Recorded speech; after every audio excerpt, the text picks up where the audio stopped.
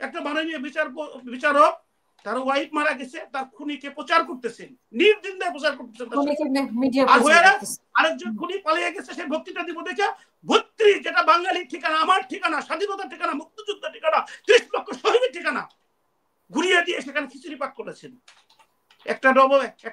একটা ছেলে পড়ুয়া আইডি কার্ড নিয়ে গেছে, একটা ইট সে, এবং সে ট্যালেন্টেড, আইডি কার্ড শু করতেছে, তার মার আন্ডারটেকিংটা তাকে নিয়ে যেতে হলো। তাহলে আপনারা কার বিচার করবে, কি সাধারণত বিচার করবে? যাই হোক, অনেক ধন্যবাদ আপনাকে। শুধু এই কথা বলবো, একটা জিনিস আপনার কাছে একটু শুনতে চাই। জুলাই সনদে যদি আইনি ভিত্তি হয়, ওই যে গণভোট হওয়ার পরে যদি হ্যাঁ না হ্যাঁ এর প্রতি আসে, জুলাই সনদের আইনি ভিত্তি হলো, তখন সংবিধানের অনুযায়ী চলবে না জুলাই সনদ অনুযায়ী চলবে? আমি আশরাফ সাহেব এই বিষয়ে আমি এটা বলি, জুলাই সনদটা কি সাধারণ মানুষকে তো বুঝাতে হবে আসলে। আমাদের মতো জুলাই সনদ তো নাই। জুলাই সনদ কি?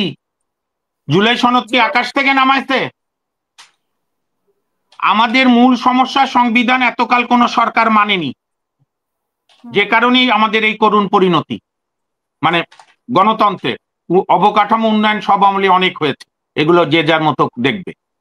আপনার উচিত ছিল এই ওয়াদা করা যে আমরা যারাই ক্ষমতায় যাব সংবিধানের কয়েকটা আর্টিকেলের অ্যামেন্ডমেন্ট দরকার, এটা যুগে যুগে লাগে, আর কালা কানুনগুলো বাতিল করব, আর পুলিশকে সংস্কারের মধ্যে আনবো, প্লাস আমি অ্যাটর্নি জেনারেল আমার দলের লোক বানাবো না, আমি প্রধান বিচারপতি সহ বিচারপতিদেরকে আজ্ঞাবহ করব না, আমি দুদককে স্বাধীনভাবে কাজ করতে দেব। এটা সনদ দিয়ে, এটা তো আমাদের, শোনেন, এগুলো হচ্ছে যে মানুষের সঙ্গে রঙ্গ তামাশা করা। এটা তো আমাদের সংবিধানও আছে, বিচার বিভাগ স্বাধীন, এখন প্রয়োগ করতে হবে। নতুন করে কোনো সনদের দরকার ছিল না।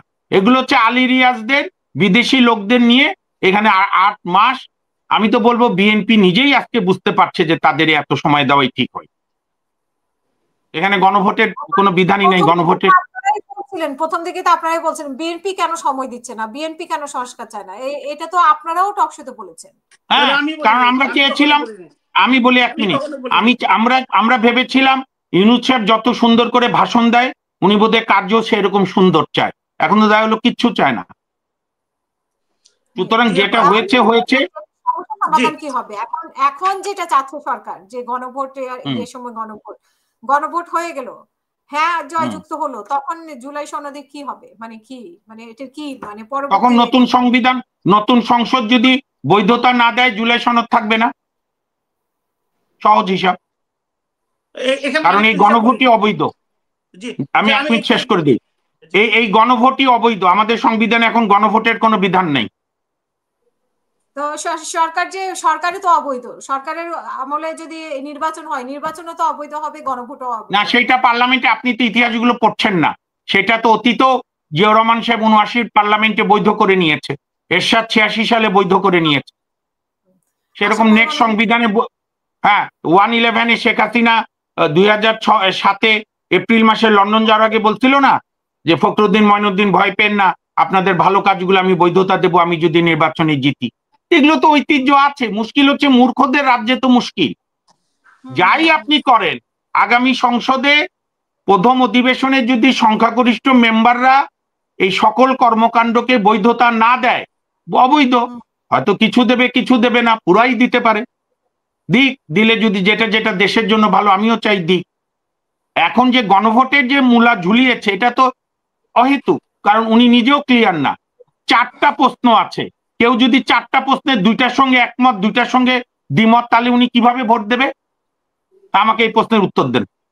বলা হচ্ছে যে একটাতে হ্যাঁ করলে সবগুলা হ্যাঁ, একটাতে না করলে তো এটা হলো। এটা তো কোনো, তাহলে 4টা প্রশ্ন করার দরকার কি ছিল? জিয়াউর রহমান সাহেব 77-এ করেছিল যে আমি যে কর্মকাণ্ড করেছি এটা আপনারা পক্ষে আছেন কি? হ্যাঁ বললে হ্যাঁ, না বললে না। এটা তো অভিজ্ঞতার অভাব, ঋণ বিতরণ করার, বিদেশ থেকে গিয়ে টাকা নিয়ে এসে সম্পত্তি বানানো আর দেশ চালানো, রাষ্ট্র চালানো। সেই আলী রিয়াজ তো আবার পুরস্কৃত হলো, ওনা তো আবার নিয়োগ দেওয়া হলো নতুন করে। আমি একটা অনুরোধ করি, আলী রিয়াজ সাহেব যেন পুরো টাইমটা থাকে দেশে, এই সরকার যাওয়ার পরও যেন দেশে থাকে, এই অনুরোধ করব। জি, আশা